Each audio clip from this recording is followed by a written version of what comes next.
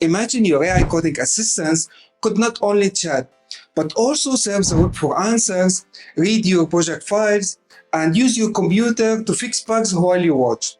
Sounds like sci-fi, right? Well, it's real. Today, I'm putting OpenAI's latest tools to the test. And trust me, as a developer, you're gonna want to see this. Let's dive in.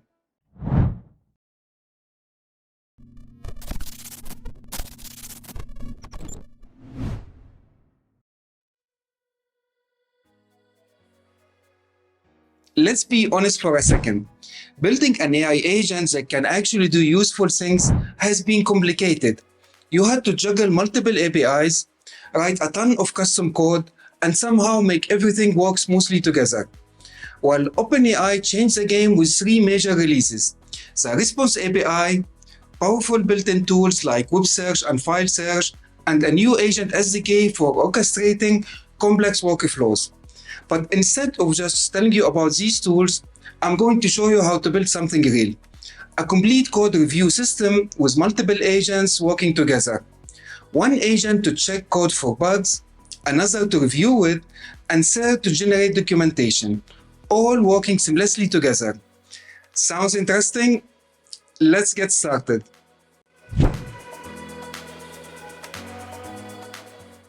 The foundation of everything we are going to build today is OpenAI new Response API. Think of it as the best part of Chat Completion API and Assistance API combined into something more useful and easier to use. Let me show you the simplest way to use it.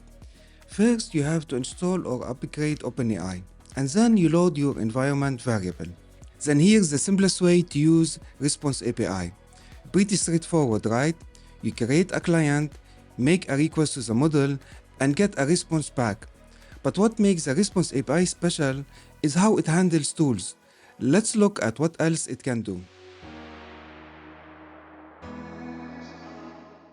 First up, the Response API makes analyzing images incredibly simple. Check this out. The model identifies the teams, players, and even the context of the game just from a single image. This isn't just impressive, it's practical. Think about analyzing screenshots, diagrams, charts, or any visual data you need to work with. Now let's talk about one of the most requested features, web search integration. The AI now has access to current information from across the web. It searches, reads, understands, and synthesizes information automatically. No more hallucinations about current events. And here's the best part. You can combine web search with other tools, and it's all included in your API usage, with no separate fees. Another powerful capability is file search, which lets your AI to read and understand your project files and documentation. This is where your AI actually gets to know your project from inside out. Instead of the generic "I don't have access to your files" response, imagine your AI assistant reading through your entire code base, documentation, and project specs. With just a few lines of code, you are essentially giving your AI photographic memory of all your project files. You would start by uploading your files to OpenAI's platform, where they are transformed into searchable vector store. At the moment, you can search in only one vector store at a time, so you can include only one vector store ID when calling the file search tool. Then, whenever you ask a question about your API authentication methods or that weird bug in your payment process module, the AI pulls that exact information from your files. I'm not creating a full vector database in this demo, that would be its own video, but the implementation is surprisingly straightforward. This is essentially your personal Stack Overflow that already knows everything about your specific project, not just general coding information. For developer drowning in documentation or onboarding new team members, this feature alone is worth its weight in gold. Now let's talk about one of the most exciting capabilities I mentioned, giving AI the ability to use your computer. OpenAI calls this tools, and it allows AI models to execute functions you define and integrate within your system. Now let's see OpenAI computer use capability in action. Let's break down what's happening under the hood. But first, let's run the code. What you are witnessing is essentially AI vision controlling a web browser in real time.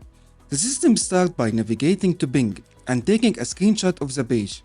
This screenshot, along with our search query for cameras under $500, get encoded and sent to OpenAI's computer use preview model.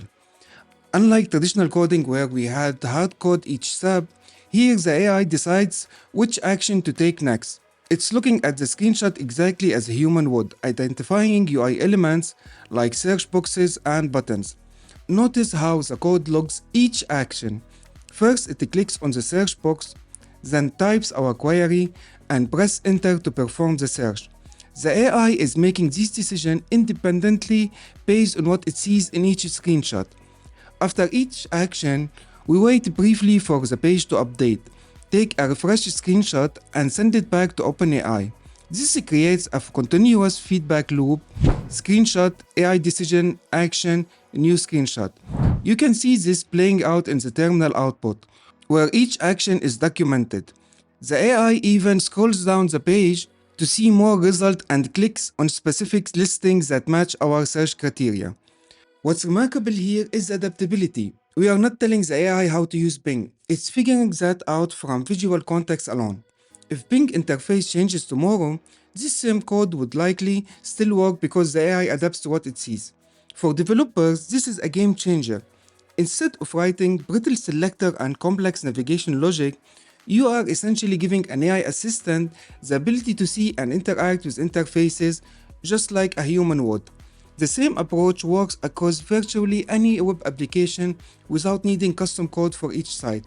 This technology opens possibilities for automated testing, data collection, and creating assistants that truly reduce human workload by performing tasks, not just describing how to do them.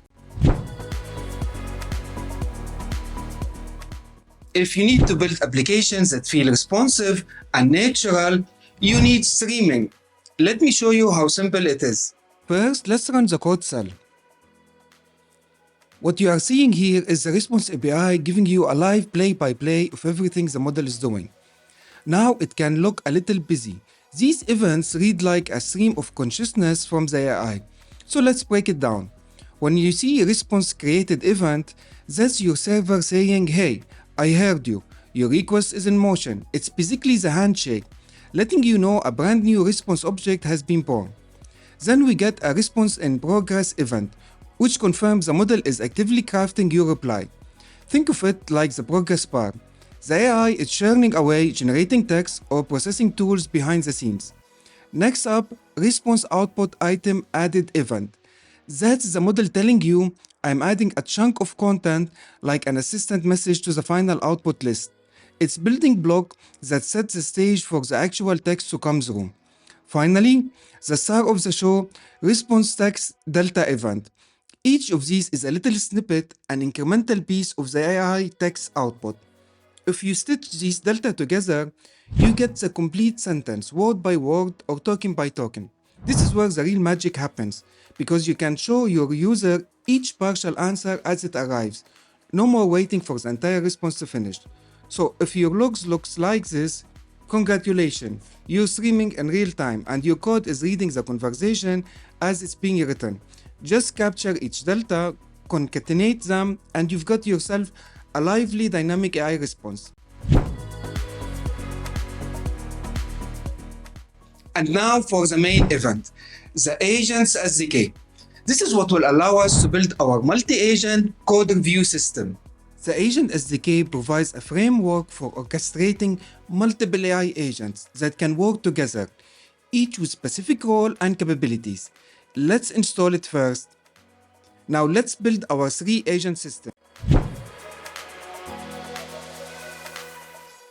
Here's what we are going to build: a system with 3 specialized agents.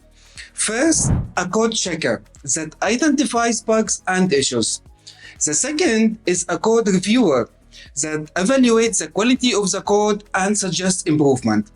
And the third is a document generator that creates HTML document with the ability to export to PDF. First, we will define our tools that the agent will use, which are the check syntax and generate HTML document. Let's run the code cell. Now, let's define our agent. We have three specialized agents: code checker, code reviewer, and document generator. Next, instead of using handoff, which can be tricky in Jupyter environment, we will create functions to run each agent in sequence. And finally, a function that runs the complete process in sequence.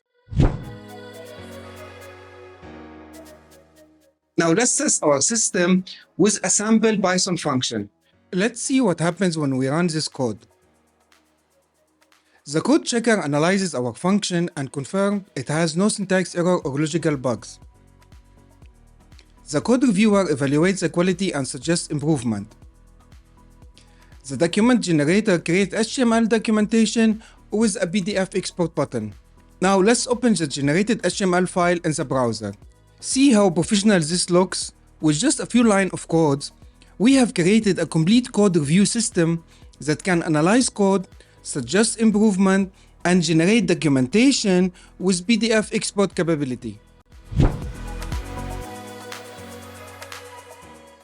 What we have built today is just scratching the surface of what's possible with these new tools from OpenAI. The API response, web search, file search, computer use capabilities, and the Agent SDK open up possibilities that were too complex or time-consuming before. Whether you are building a productivity tool, code assistance, research aid, or a creative application, these tools will give you the building block to create an AI that's actually useful. I would love to hear your thought about these new tools and what you are planning to build with them. Drop your thought in the comments below. And if you find this video helpful, don't forget to hit the like button, subscribe to my channel, and ring the notification bell so that you don't miss future videos. Until next time, this is Aad Fataya. Keep learning, keep building, and I will see you in the next one.